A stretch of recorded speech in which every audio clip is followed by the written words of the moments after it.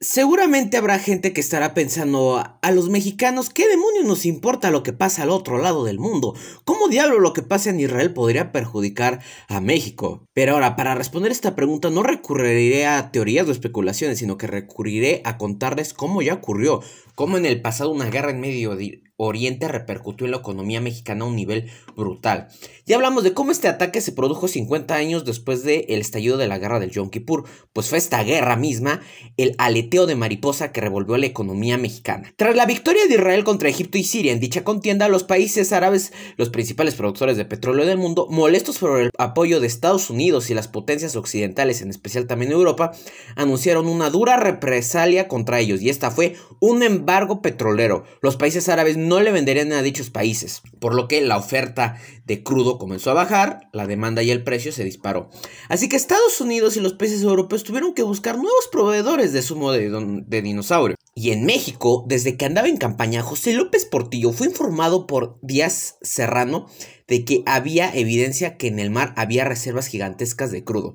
López Portillo le tomó la palabra y se lanzaron a explorar el mar cuando llegó a la presidencia, y dieron con el boleto de la lotería. Él mismo anunció personalmente que las reservas descubiertas ascendían a 200,000 millones de barriles, cifra que colocaba a México a la altura de gigantes como Arabia Saudita. El país parecía encontrarse ante su gran oportunidad. Pemex llegó a producir 1.3 millones de barriles diarios. Rápidamente la empresa estatal duplicó su capacidad de extracción y refinación, pero esta industria era impulsada por crédito externo que el gobierno de López Portillo pidió a raudales, seguros de que el petróleo rendiría y produciría suficiente para pagar los créditos. El flujo de petróleo y el endeudamiento del país crecieron paralelamente. Con el oro negro, López Portillo dio rienda suelta al despilfarro, con la construcción de grandes obras y la compra y adquisición de numerosas empresas de todos los sectores.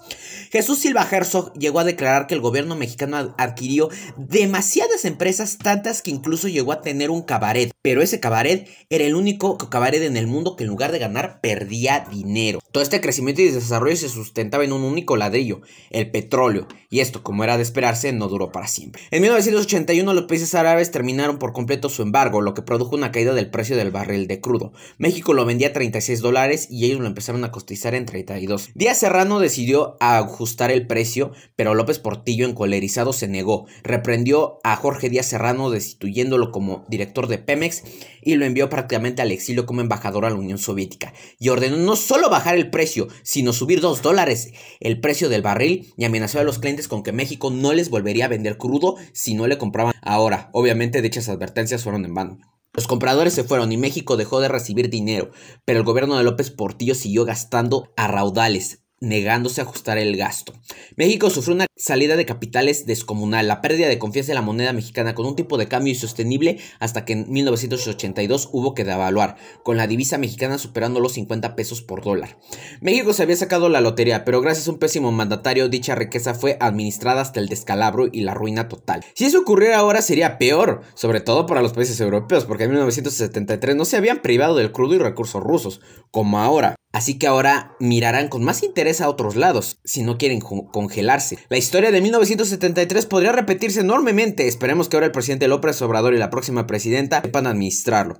Y sobre todo, con esto, toda esa gente, como cierto candidato prófugo del PAN, quedan muy mal con sus dichos de que el petróleo ya iba de salida. Una guerra al otro lado del mundo será el aleteo que pueda volver a conmocionar la economía mexicana. Solo esperemos que esta vez lo hagan de manera positiva.